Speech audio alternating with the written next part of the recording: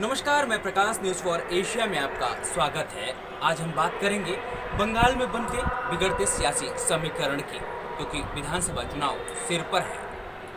कल तक जो मुख्यमंत्री ममता बनर्जी के हितैषी माने जाते थे, आज वो पूरी तरह से बगावती रूप में खड़े हैं। साथ ही वाम दल और कांग्रेस के साथ गठबंधन कर वो मुख्यमंत्री ममता बनर्जी के लिए वर्तमान में चुनौती बन गए हैं। साल 2021 में होने जा रहे बंगाल विधानसभा चुनाव में अब के यहाँ कई ऐसे रंग दिखाई दे रहे हैं जिसकी किसी ने कल्पना तक नहीं की थी, लेकिन वर्तमान में यह हकीकत में तब्दील हो गया है। यानी मित्र शत्रु और शत्रु मित्र बन गए हैं। जी हाँ, हम बात कर रहे हैं इंडियन सेकुलर फ्रंट के वाम कांग्रेस संघ गठबंधन की। अभी पिछले ही माह फुरफुरा शरीफ के पीरजादे अब्बास सिद्दीकी ने अपनी सियासी पार्टी इंडियन सेकुलर फ्रंट की औपचारिक घोषणा की थी और उनके घोषणा के बाद से ही सियासी गलियारों में इस बात की चर्चा तेज थी कि वे ओवैसी की पार्टी AIMIM संग गठजोड़ कर सकते हैं। लेकिन आखिरकार उन्होंने सभी कयासों पर विराम लगाते हुए वाम कांग्रेस संग गठबंधन कर लिया। सेकुलर फ्रंट के वाम और कांग्रेस के साथ गठबंधन के बाद ये कयास लगाए जा रहे हैं कि टीएमसी को मिलने वाला अल्पसंख्यक वोट पूरी तरह से बढ़ जाएगा और बढ़ने के बाद टीएमसी को जो वोट बैंक मिला करता था उसमें सेंधमारी अब्बास जरूर करेंगे।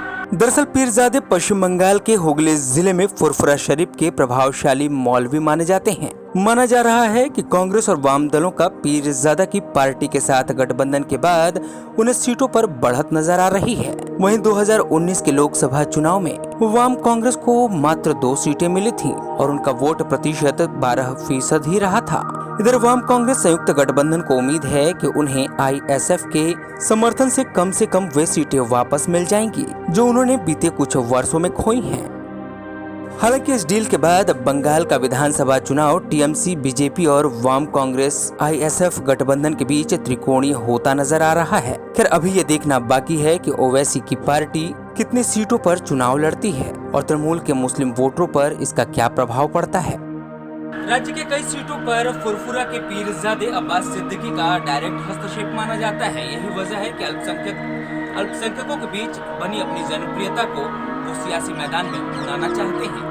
वहीं 2011 से जब से टीएमसी सत्ता में आई है तब से ही उसे दक्षिण बंगाल में भारी मुस्लिम समर्थन मिलता रहा है। धार्मिक नेताओं और प्रभावशाली मौलवियों ने मुस्लिम मतदाताओं से ममता बनर्जी की सरकार का समर्थन करने की अपील की और ममता बनर्जी को समर्थन भी मिला। मुस्लिम बहुल इलाके मालदा, मुर्शिदाबाद और उत्तर बंगाल में उत्तर दिनाजपुर हालांकि बड़े पैमाने पर कांग्रेस का गढ़ रहे हैं।